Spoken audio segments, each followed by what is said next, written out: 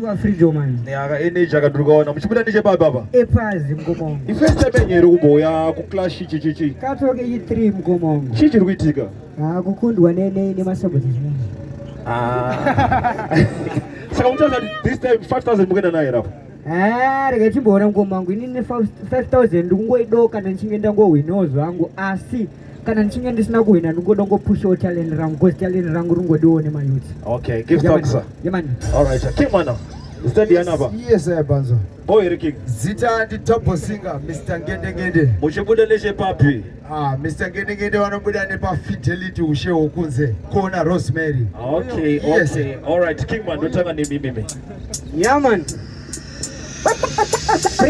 Freedom man. Hadi boy, listen to that. Hey, so waitawana bafana kuno wanoskoka semu banana doita uchinye kenani banana kuno ndati doita kugensina ukwana po inenge nijipolo jamatanga kuno sekuru wala shesa ukwana chizwa one drop DJ izwa King Kongo matakegele kote fofofo Kongo madikuro washango pachilokno Wong Bamago madaka poku play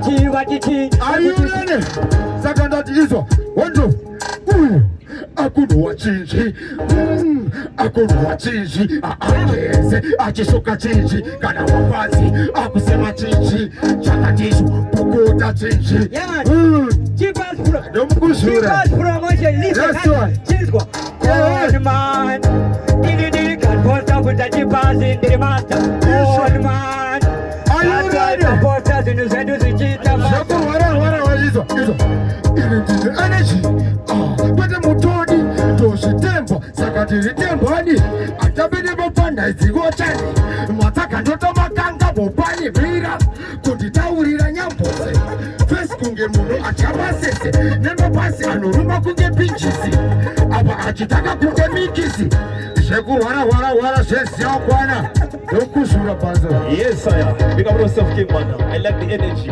20 December anenge ari mahwani. All right King man.